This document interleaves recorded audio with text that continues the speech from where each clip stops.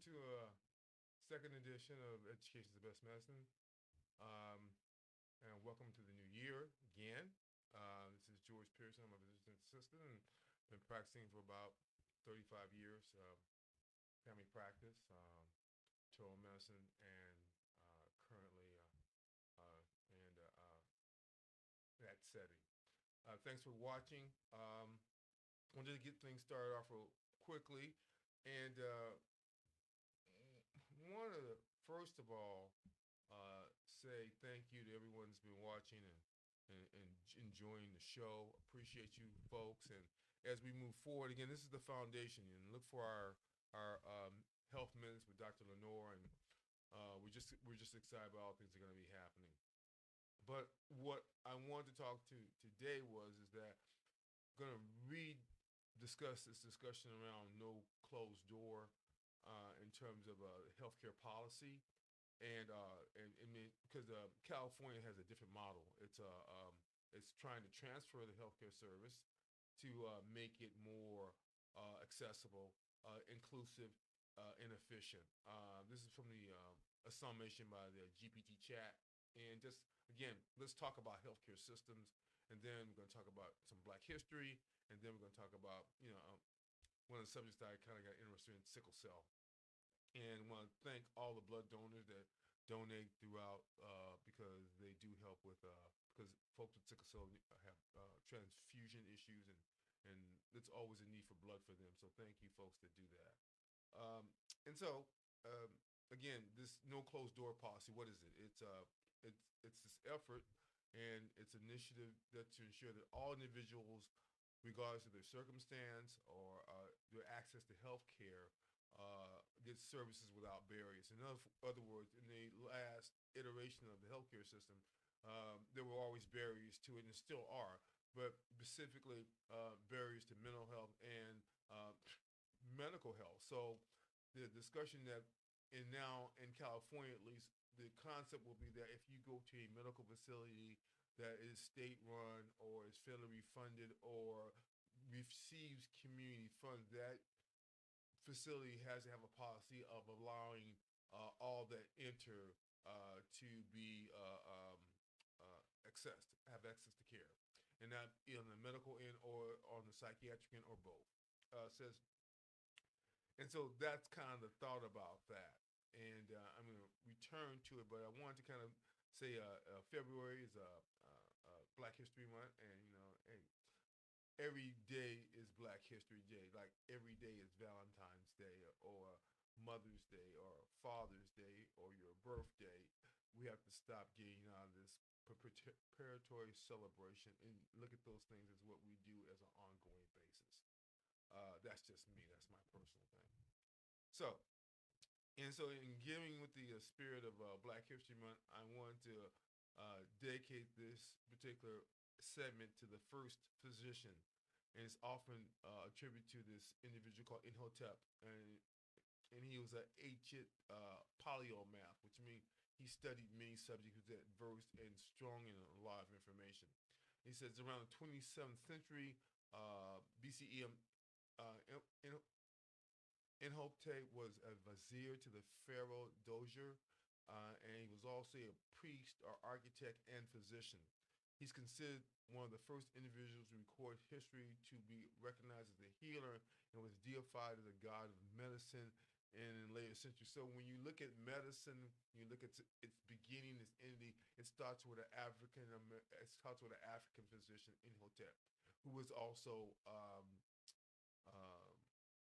a priest and an architect, as we talk about a little bit about just in keeping with that. But the idea that, again, the first discussions around medicine and the understanding of as medicine was a conceptual thought of an African priest out of Egypt. And so he was titled the first physician, and he's considered one of the first individuals to record history to be recognized as a healer, and he was also deified as a god of medicine in later centuries. In the Western Hemisphere, it's Hippocrates, and he was talking about from 460 to 37 BC. Again, Imhotep is in the 27th century at that time, and again, prior to Hippocrates. In Hippocrates, it was referred to as the father of medicine for his contributions in the medical field, especially his systemic approach to diagnosis and treatment, along with the Hippocratic Oath. Um, Both figures are monumental in the history of medicine, although Imhotep is the earlier figure in terms of historical recognition, which means he came first. So, and some of the some of the things I thought his Greek name was in Otis, and he's again from 26.7 to 26,000 before the birth of Christ. And he was an Egyptian polymath. It was a person who was an expert in many areas of learning. He was known as the architect to the king Djoser in their step pyramid, which was one of the first and largest pyramids at that time. His name means he who comes in peace. So Imhotep means he who comes in peace, and he is the only other Egyptian besides Imhotep to be fully deified. Um, and King Dozier's name was he who comes in peace. So and in the time of God of wisdom and medicine, or according to some source of a god of science and medicine and architecture. Imhotep was a priest, a vizier to the king, and possibly uh, to the succeeding three kings of the third dynasty. So he was physician to the kings of the third dynasty, a poet, physician, mathematician, astronomer, and architect. And remember, that was just his side gig. He was really a physician also. So here is a here is the current state of a Renaissance man.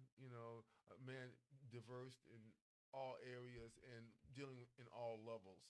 And I think his issue of being a commoner.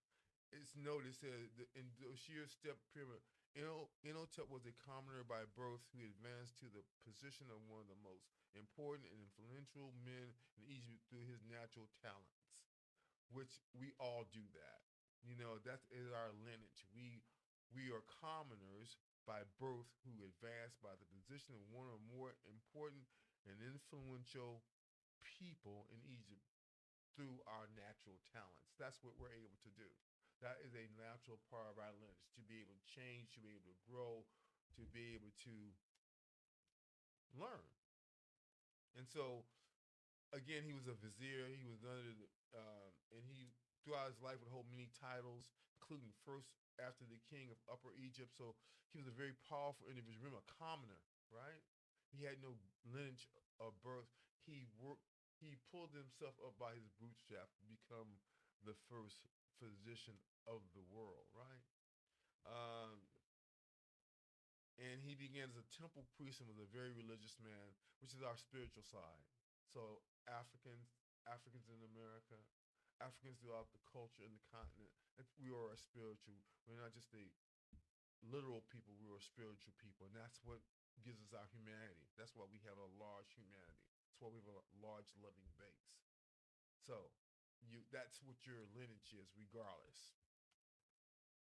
And so, and he stuck to the understanding and will he lead to be the gods, and was in the best position to oversee the construction of the king's eternal home. So one of his jobs was to be the architect for the tomb of that then king. And so he went upon the construction, and it measured something like, it rose to about 204 feet or 62 meters high, and it was the tallest structure of that time. And the surrounding complex included a temple, courtyard, shrines, living quarters for priests covering about 40 acres. It was huge then. So he created this whole complex for the king and for the priest. And it was his design. He was the architect. Oh yeah, he was the first physician too. So again, as our culture, we should be proud and happy to understand that Imhotep, the first physician, the physician who predates Hippocrates, who is the Western edition of Imhotep, but he comes much later. Uh, something to think about, right? And so, he built pyramids. And he was just a dynamic person. But here are some of his medical contributions.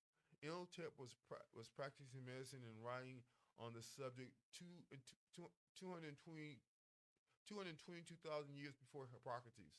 So almost 2,220 years before, he was writing about medicine before Hippocrates, before him. The father of modern medicine was born. So isn't it interesting that while they find him to be the modern medicine person, Imhotep was already trampling over the history by being the first, and had done this almost 2,000 years earlier, almost 2,050 years earlier. Uh, he is generally considered the author of the Edwin Smith Papyrus, an Egyptian medical text, which contains. So this is the first medical text, right? Which contains 100 anatomical terms and describes 48 injuries and their treatment. The text may have been a military field manual, which dates back to 1600 BCE. The text may also have had and for long after Imhotep's time, but it was thought to be a copy of his earlier work.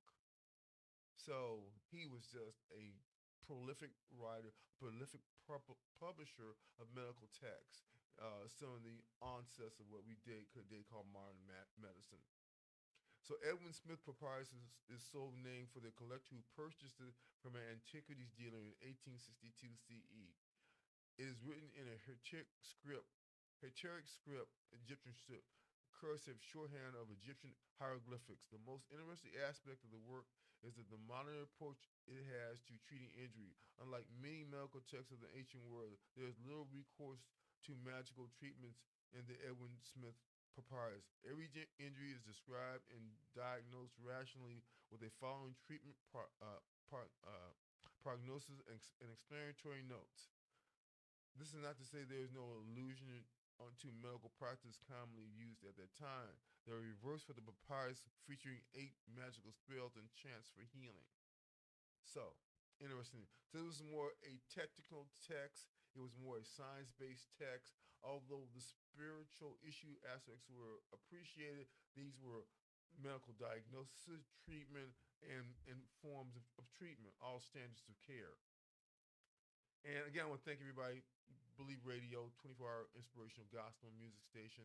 And I want to thank Curtis for setting us up, and thank Etymology for all of his hard work. Appreciate him. And I want to thank all you guys for being involved in this. Appreciate you. Why do we do this? Because we think it's important.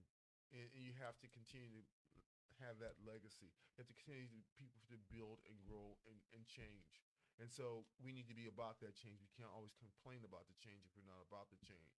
And if we don't change, we'll be changed by the change. So you might as well get with it. And we'll try to learn. We'll try to, from our perspective as African Americans in this country, about care, about medical systems, about all those kinds of things. Because I think we need to be informed people. Informed people are better make better decisions than uninformed people. So let's be about being informed. Um, and so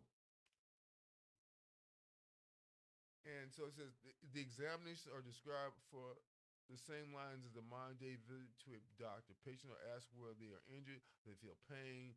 The physician then addresses the wound by touching or prodding and questioning the patient. The prognosis given after every injury begins with the phrase, "and an ailment I will handle," or "a ailment I will fight with," or "an ailment for which nothing can be done," which according to the U.S. National Library of Medicine article could be seen as the earliest form of medical ethics, as an ancient physician would generally refuse to treat a condition he knew was fatal. So, when we talk about the Hippocratic Oath, Imhotep was practicing it 2,200 years earlier than before the first father of modern medicine was born, Hippocrates. And Hippocrates probably learned from Imhotep's writings.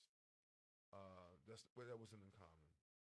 So, that is our um, Black History Moment in February. Thank you. Imhotep, read about him, learn about him. He was a brilliant man. And which brings me back to a healthcare system and why this constant around no closed door, particularly as it relates to California's conversion to that system, is so important. So some of the key ideas behind no closed door concept. And you should ask your provider, you ask your system, start reading about this because this is what California's gonna do. California's different. They have a different way of looking at things. They have a different way of assessing care because I believe in the long run, this will be more beneficial to healthcare users. It will cost less money and will put us at proactive as opposed to reactive care, which costs so much money. Universal access. Oh, the other thing I wanted to say before I talked about no closed door is medical decision making. And what I say is what I mean by that is how do I make the decisions that I make in terms of care of a particular ailment or injury? And right now, the real big thing is pain management. Let that be said, every decision that I have to make clinically, I should be able to read about or access a professional in the field or supervising the field to ask them experience with this particular condition and what should be done. It's no longer something you can make decisions on your own. It has to be the standard of care. And when you apply that, which is usually in this case a periodical, a reference article like Up to Date, that is the standard of care you have to provide. If it says don't do this and you do it and there's a bad outcome, then you're held accountable by that because from a institutional and organizational and information led clinical decision, you should have done this. And if you do something outside of that, then why are you doing it? Because there's no science for that. It's which how you feel.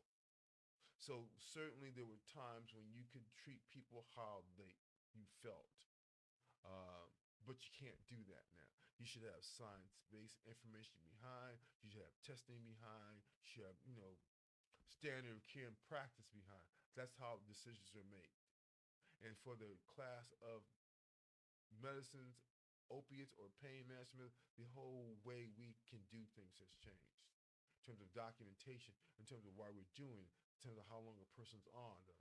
In Alameda County, for example, you can only be on long-term pain medicines legally in the county for 3 months. Anything longer than that is the person should be being weaned off or in pain management. So the whole game has changed. No longer do we have this quiet relationship where I wrote a prescription, you go take it, and you get it filled, and no one else would know. No, there's a body called Cures and people that evaluate your prescribing practices to the state and federal regulations about how medicines like these are supposed to be prescribed and when you stop prescribing them. So whole game's changed. That being said, so the keys behind no closed door is that universal access. The no closed door philosophy emphasizes that no one should be turned away from care due to their ability to pay, race, socioeconomic status, immigration status, location, or sex, or gender, or any of that kind of stuff. The goal is to make healthcare available to everyone, including vulnerable populations like low-income individuals, undocumented immigrants, and racial minorities. And also the LGBT community, which is sorely underserved. And that's because there's a real negative move to make people that aren't like everyone else or not a male or female discount them in the system, discount them in the healthcare system, discount them in daily life and work. So that can't occur in a system that prides itself on being open and liberal. So I would include that community also.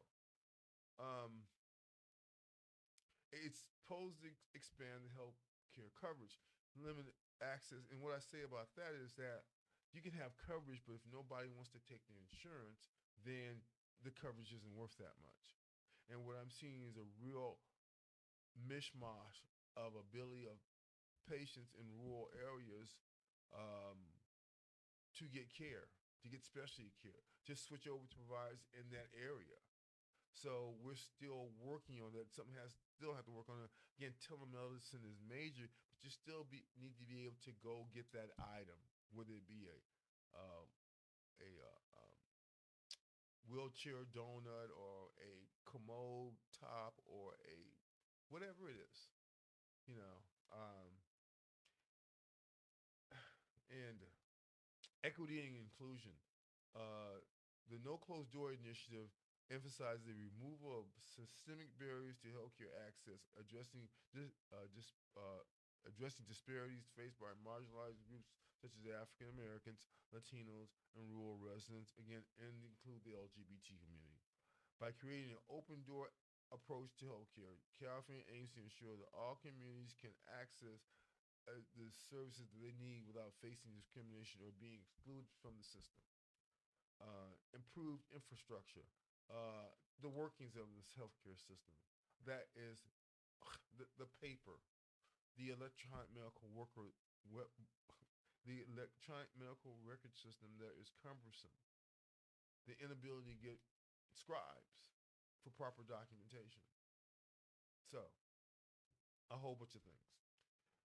And that includes the infrastructure because now we have to modernize. Gone are the days when I had a pen or a pencil and I would set this stack of paper charts and I'd write them and hand them, and the nurse would be confused about what I had written. That doesn't go down anymore. EHR allows for clarity, transference of records, well, when all the information is there, you know. So, patient-centered care. I like this.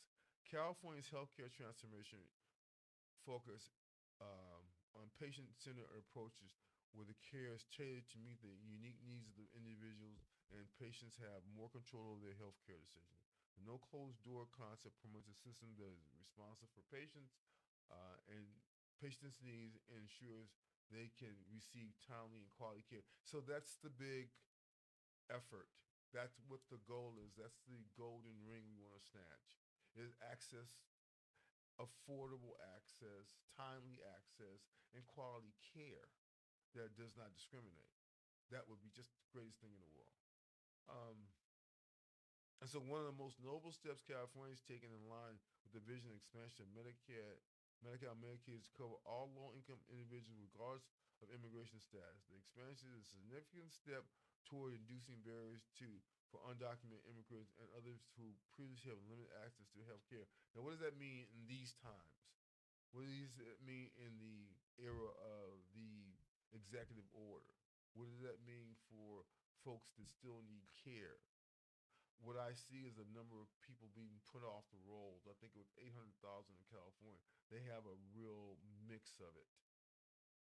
And what it says to me is that somehow this group of people, a quarter of a million to a million, are going to get sick and they're going to inundate the system.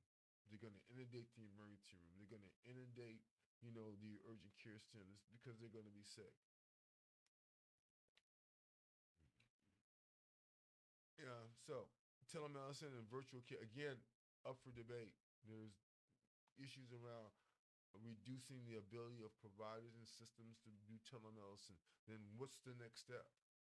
Everyone can't come in. Everyone doesn't have access. On my patient uh, board, I have a number of folks that are bedridden. Issue. So,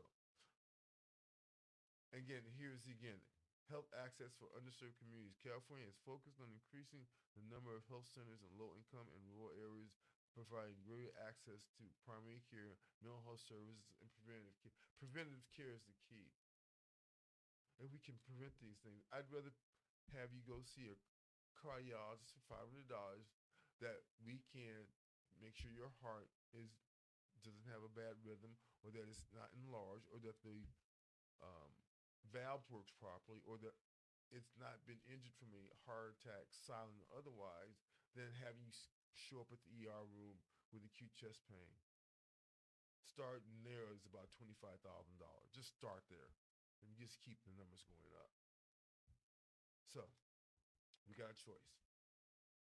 So the broader goal for this, and I'm going to close, is that the concept is part of California's vision to create a more equitable health care system where health care is treated as a right and not a privilege, by reducing barriers and increasing inclusivity. Thank you. California hopes to improve overall public health, reduce disparities, and ensure that every resident has the opportunity to access the care they need to lead. So this has been a statewide initiative by California. This is a statewide initiative by the soon-to-be ex-governor Newsom, which I think, Herculean, ahead of his time, as well as the California white paper on reparations, ahead of his time. Be respected just for that as a white male. So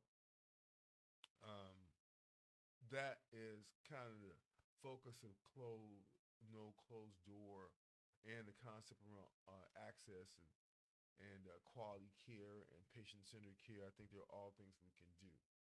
So I said I was going to go through some of the disease concerns by African Americans, the top 10, and I started from the bottom, and I started with sickle cell.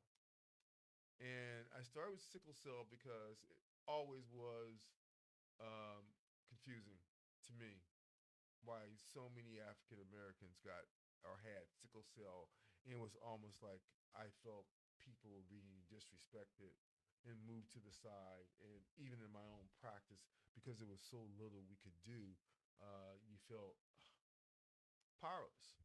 So this is my show to that community that, in the coming years, I hope to serve better and understand more and learn more with evidence and information, as opposed to disrespect. And that's what they say. First of all, I said sickle cell is how red blood cells look when they are altered by the disease, sickle cell anemia. And that's again a change in the red blood cell patterns that constitute low hemoglobin, low hematocrit, and thereby anemia.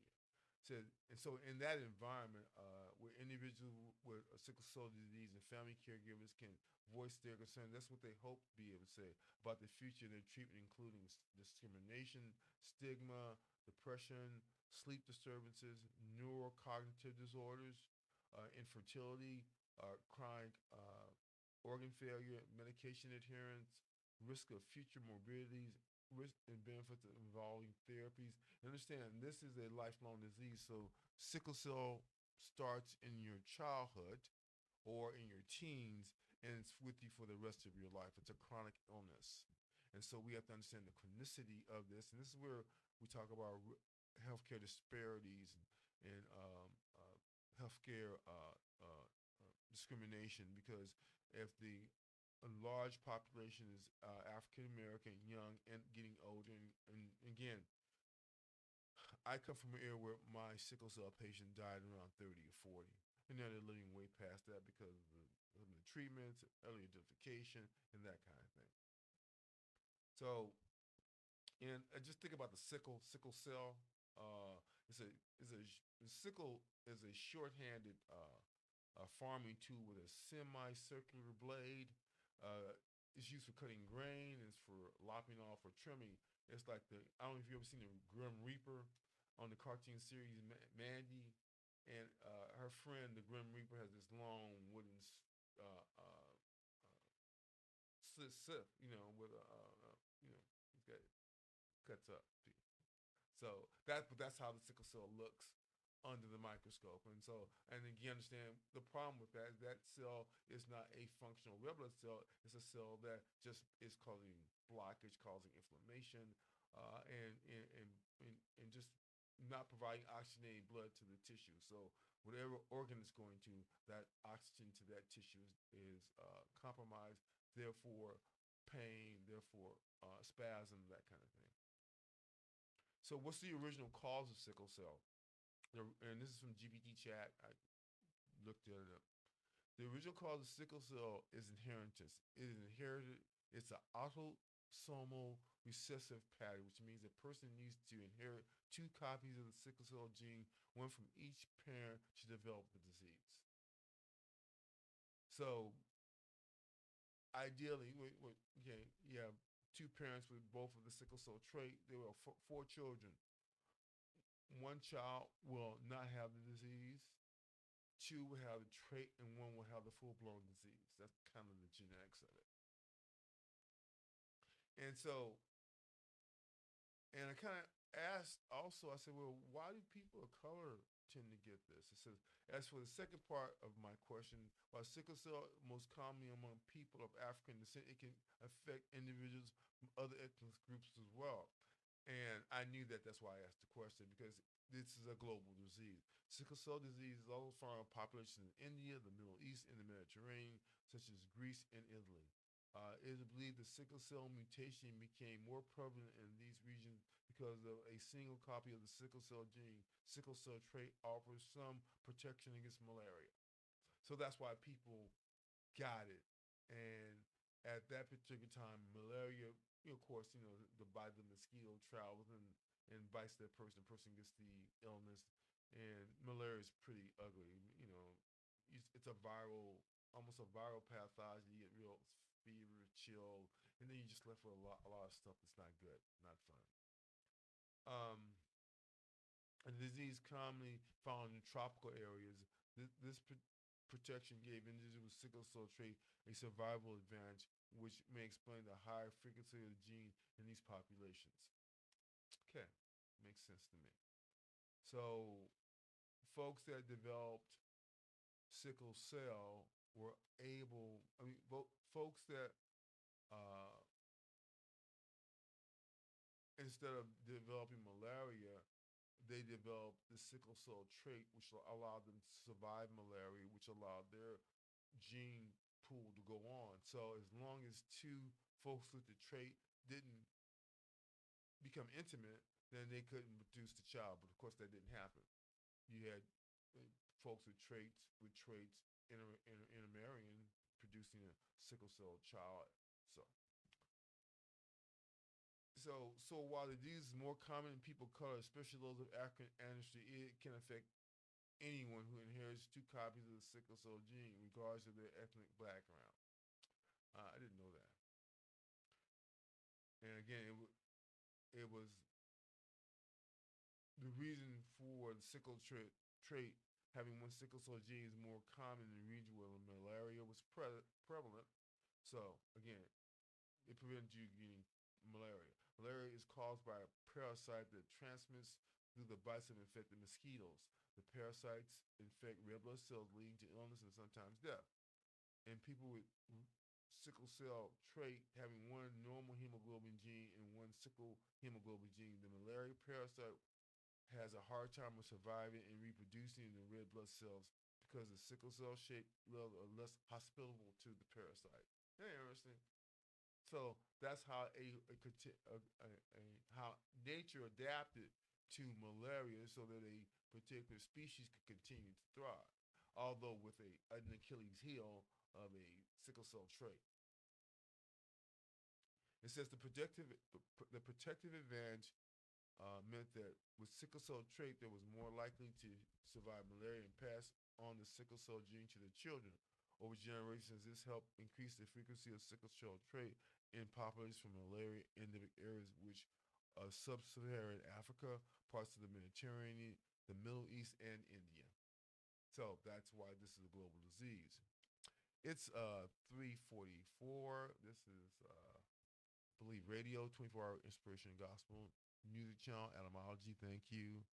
And Curtis, thank you also. I want to thank Miss Barbara Howard and Eyes of Conscious Soul and all that she does. She'll be back next week doing her thing, and glad to have her. Appreciate her. Um, may you have all the things that you wish and all the love that you wish. May you keep flowing and never give up. Just don't give up. Anyway, so sickle cell, right? You have to have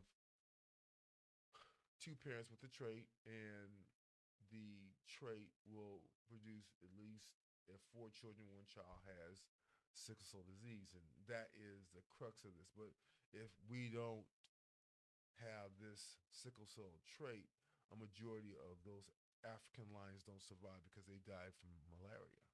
So, which was a parasite, which is still active today, by the way. So how when a person inherits two sickle cell genes, one for each parent, they develop the sickle cell disease, which causes health complications. This highlights the balance between the protective benefits of sickle cell trait against malaria and the negative effects of having two copies of the sickle cell gene. Because if you didn't have two copies of the sickle cell gene, you probably would have died in birth from malaria. So that's nature's way. Uh, So an area with malaria was historically been a major health issue. Sickle cell trait became more common due to this selective advantage, which is fascinating example how genetics can evolve in response to environmental factors like a disease. Exactly. But the clinical manifestations of sickle cell disease are protein or huge. The major features are related to hemolytic anemia and vaso-occlusion. So the major issue is anemia, poor blood flow, right, which makes you tired, fatigued, weak, and bone pain, and vaso-occlusion, which is a constant spasming of the vasculature, which causes pain and decreased mobility, and heart issues, particularly heart attack and stroke, are possible. So these are not anything to play with. And the discussion around how we've kind of minimized sickle cell as a disease because it only happens to people of color is kind of sad because it happens to everyone. And so, and it's a discussion how people come to an institution for treatment and care and get, beat, devalued, and said they're pain seeking and that, basically tell them to go away and die. So, so again, all these conditions can lead to chronic pain and tissue ischemia and infarction, which is, death of tissue as well as blockage of that tissue. And also, particularly in the spleen is affected. And so, again, the child uh, starts to have complications from sickle cell as a child. And so they're experiencing these things throughout their lives. Uh, the sickle point mutation of sickle cell variant is a beta globulin that produces sickle hemoglobin. So this mutation on the red blood cell or sickle variant makes a production of what's called beta globulin gene, which produces it makes the red blood cell sickle, again the shape of a sickle, which is less soluble for the fetal or adult hemoglobin, so they can't attach. So they can't attach, then they can't be developed in the cells. They develop sickle cell, half sickle cell, half normal cells, but it's not enough of capacity for the body's needs. So because these cells need to, one, take oxygenated blood to the tissues and take waste products away. And if it's a sickle cell, it's going to those areas and blocking, causing inflammation, and it's not traveling back with any kind of the taking in the toxins with them. So,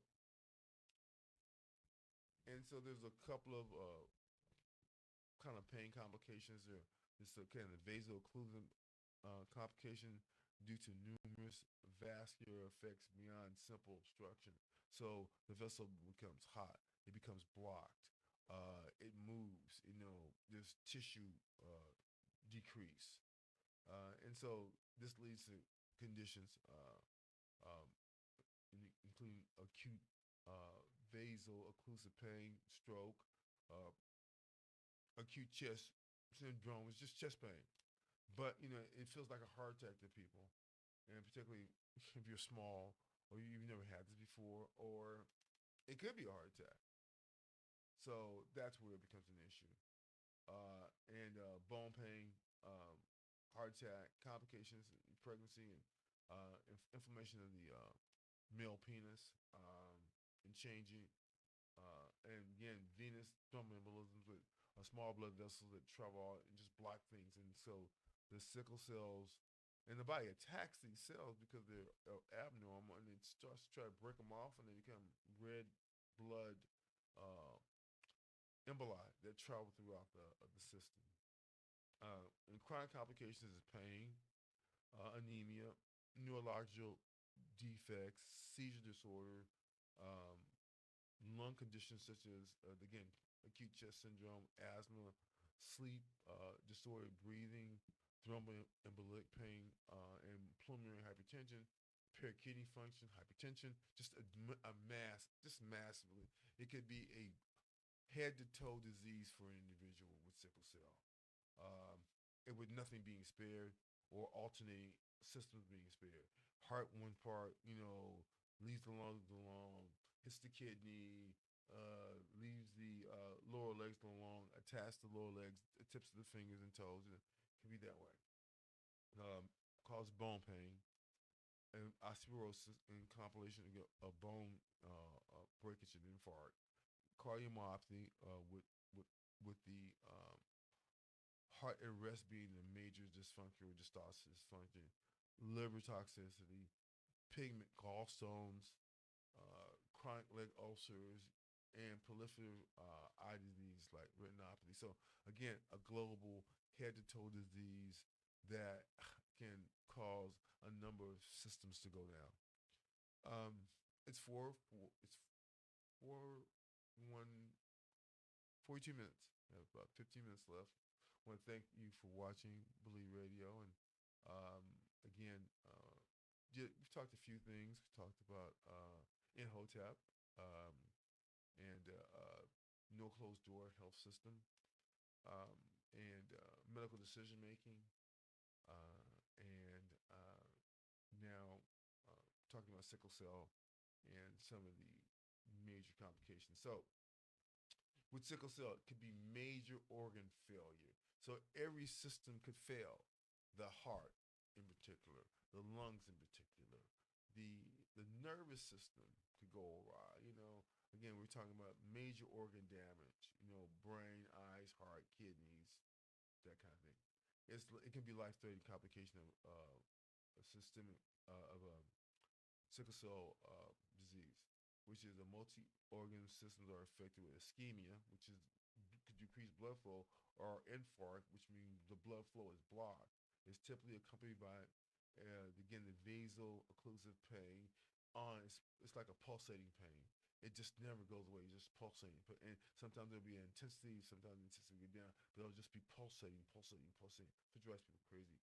Rapid progression in acute chest syndrome may trigger multi-organ failure, or uh, acute chest syndrome may develop later and cause multi-organ failure. So multiple disease systems, multiple disease organs can be affected by sickle cell due to ischemia and vaso-occlusion. So vaso-occlusive pain, sickle cell blood cells have a marked reduction in deformability and other effects, including increased adhesion into vascular endothelial cells. So these sickle cells, not only aren't functioning, they go and stick everywhere. They stick and block every interest they can. They're attacked by white red blood cells because they're sickle. So that creates a whole dynamic in an inflammatory state, of course. And it's the activation of the hemostatic mechanism, because all these warped cells are in the bloodstream, and the body can't do its job. And so um, I think that's where we need to have a discussion. And so uh, again, I'm talking about sickle cell because I think it's one of the conditions in African Americans that is misunderstood. It's not talked about. It's vilified, and particularly the feeling of being treated less than human because you have an illness. And an illness is the one is a painful one. And in this time of pain management and how we do pain management, can be very hard for a person with sickle cell to navigate it. And so the vaso-occlusive pain comes from the sickle red blood cells and have a marked reduction in deformability and other effects, including increased adhesion to vascular endothelial cells, resulting in an inflammatory state and an activation of hemostatic mechanisms. Collectively, these changes synergize to cause vascular obstruction and vascular occlusion. Obstruction and occlusion are the primary issues in this vaso-occlusive discussion. In other words, the vessels are pulsating, they're sticking together, opening up. They can't open up enough.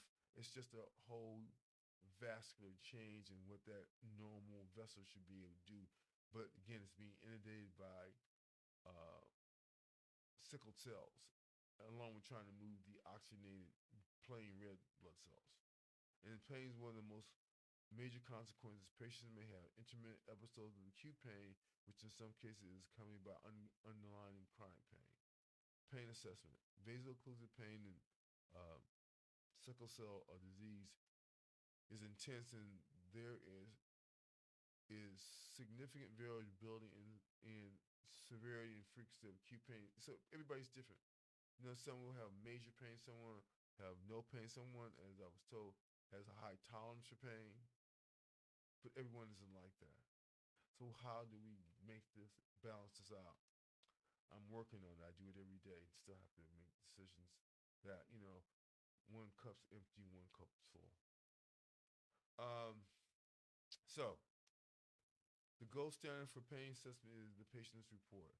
There is no combination of physical findings or laboratory tests that can be used to determine and confirm whether an individual has sickle cell crisis is in pain.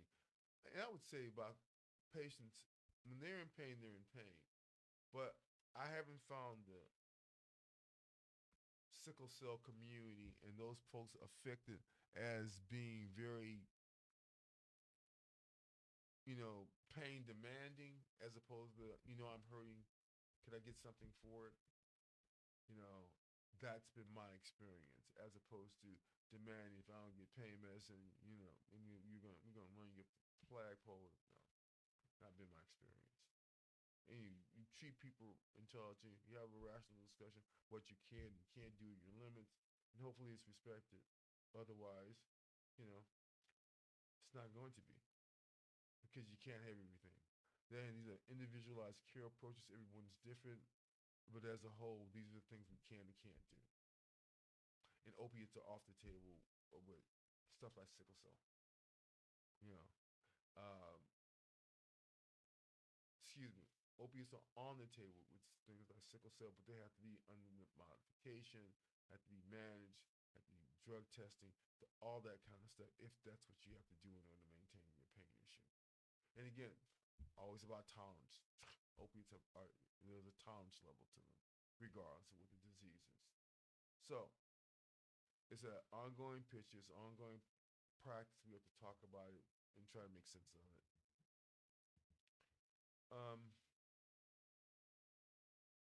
So in some of the things that can be misdiagnosed from vaso-occlusive pain and sickle cell, acute chest syndrome for people over 50, you got to think of acute coronary syndrome, and it can occur in a vaso-occlusive pain syndrome, but you have to think heart attack and stroke.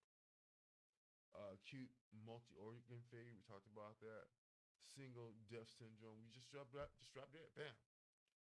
Acute surgical abdomen, cholestasis. Again, these are all things that can mimic a vaso-occlusive disorder from sickle cell disease. Delayed hemolytic transfusion reaction, acute splenic or hepatic sequestration, opiate withdrawal. Yeah. All these things have an interactive and interrelated discussion that you have to talk with your provider about. One, you have to know yourself. Two, you have to be clear about this is not a panacea. It's no gold wage for this. It is what it is. Less common conditions that may be initially misdiagnosed as acute vaso-occlusive pain include acute coronary syndrome, gynecological conditions such as dysmenorrhea, pelvic inflammatory disease, physical or sexual abuse, osteomyelitis, gout, or arthritis. Yeah.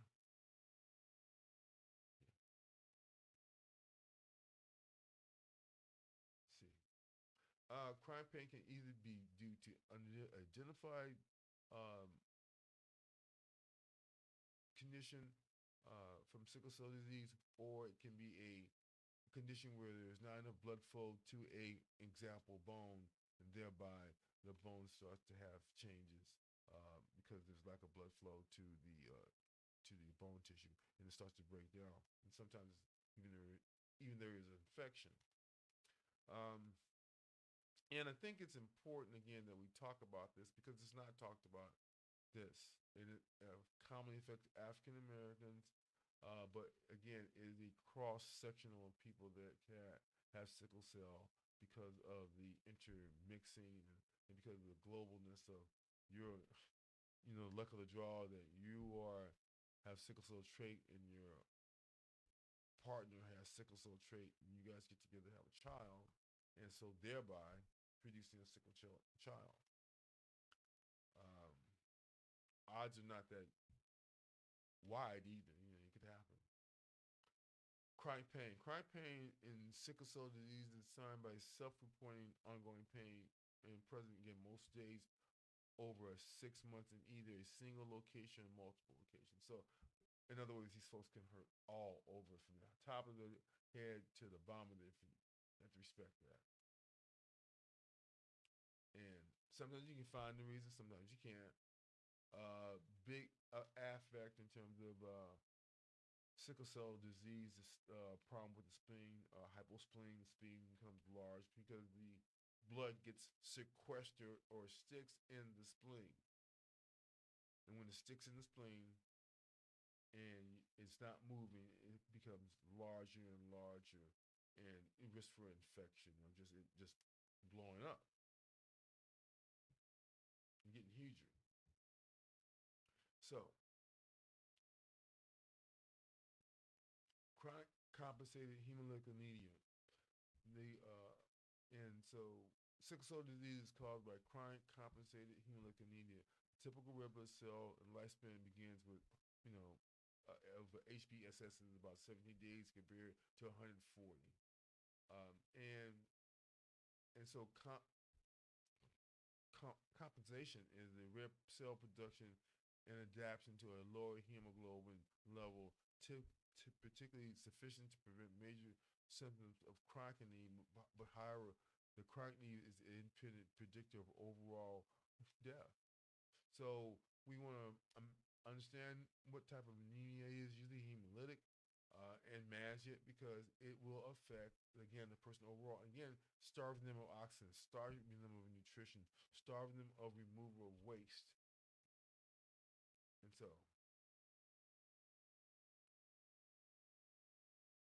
and so really key is kind of monitoring the complete blood count, really looking for drops in the hemoglobin, and making sure there's enough hemoglobin and platelets so that the person, if they have an infection, they don't have a crisis. And of course, B12 deficiency, particularly among vegetarians. Yeah, some place with red meat or something, with B12, B6 is important. Being a vegetarian. The again, the B12 or folate again, the B12 or folate deficiencies can contribute to the anemia. Iron deficiency is relatively uncommon except in infancy. Uh, Iron deficiency is the most common in individuals with the sickle cell disease and sickle cell variants. And the evidence of iron deficiency is about 20% of non-transfused children. So again, this starts as a child disease. And if it's not caught, the kid has multiple crises up to the time they figure out it is sickle cell and start treating him. There's a drug called hydroxyurea. They talked about it during COVID. This drug is specifically for sickle cell use. Um, let's see here. Complications affecting organ systems. It can affect the eyes. Uh, and sickle cell disease can cause retinopathy from retinal tissue vessel occlusion, which can ultimately lead to proliferative retinopathy, which means, again, the vasculature, particularly veins, are affected, and through the sickle cell, they probably block, inflame, and change the architecture of the vessels, and they stop functioning. And in fact, they start to bleed out. Uh, and again, risk of stroke and silent infarct, seizures. Gee, I mean, not only you have major system failure, you can have individual issues with this, including the eyes and cardiovascular system, neurological system. Major cause of dementia. The risk of dementia is likely higher in SCD and requires prevention and early treatment of neurological events. So, person has more seizures without being treated. By the time they figure it out, they start giving them seizure medicine. But by that time, the head has gone through so many uh, gyrations, then you're not as clearly thinking as you were before. Pulmonary is okay, lung issues, the acute chest syndrome again, and the acute coronary syndrome. You could have an acute chest syndrome where you're just having so much pain, and it could be acute, but it could be an acute coronary syndrome where you're having a heart attack or a stroke. Asthma, again, one of the issues. Sleep disorder, breathing, sleep apnea, right? Kidney issues. Kidney vomit is common in sickle cell disease to the glomerular tubules and renal vasculature. Young children develop um, impairment in urine concentrating function, causing enuresis, while aging albumin and proximal renal tubular acidosis. So changes in the liver architecture, the kidney architecture, changing in tubules, the things that filter in it, fluid in and out. All this can be affected because of sickle cell inflaming those tubule and causes destruction and blockage in those tubules. Also bone pain, hand pain, avascular necrosis, again, infection of the bones, uh, bone marrow infarct, where there's a blockage of the blood vessels in the bone marrow, which produces most of the red blood cells. Those cells can't be used because the sickle cells are causing infarct, infection, cardiac heart attack, arrhythmias, enlarged heart failure. All these things can happen because of sickle cell. It's a global disease. It's a multi-system disease. It's a multi-organ failure disease. And when people have to deal with when they're coming to the emergency room or they're coming to the office, it's life-threatening because they don't like providers and they have insurance. That's been my experience. So we have to work with people, be inclusive, or bring them in, be okay with them being frightened, and show love, respect, compassion while you're trying to get them to address these things. Sudden death. Acute sudden death accounts for 20% of the deaths in patients with um, sickle cell disease, and cardiopulmonary causes are increasingly recognized as the primary contributing factor. So heart and lung issues over time are the major killer of in sudden death for folks with sickle cell. We can do better. We have to do better. Hepatobiliary, so that's the liver and the bile duct, with the gallbladder, that combination system. Approximately 10 to 40% of individuals with SCD have liver involvement with 7% mortality rate death. So you gotta be careful. This is nothing to play with. And yeah, you gotta get it done. It's nothing to play with. You have to inform people and make them understand that This is a really, really devastating disease for the people that have it. And the medical community needs to be more understanding and sympathetic. And we need to be, as a community, more understanding and sympathetic of people with sickle cell. It's not talked about. It's not on people's radar because of who and how and what they want happens to them. And we have to continue to champion people for the proper health care given what's going on in their condition. Life threatening, can cause instant death, uh, needs to be managed, need all the option. Hydruria is one of the common drugs used to treat sickle cell. People need to be on it. Talked about early life treatment with penicillin as a course through adolescence at least, and then some parts of adulthood. But penicillin treatment. Um, a lot of things that can be done, but you got to get into service. And you got to be with someone that's interested so they can get done, so that you can make the intelligent decision about your care. That's what we want here. We want people to make intelligent decisions about their care. Uh, I want to thank you for tuning in. It's been great. Appreciate you. We will see you next month. And again, thanks for listening.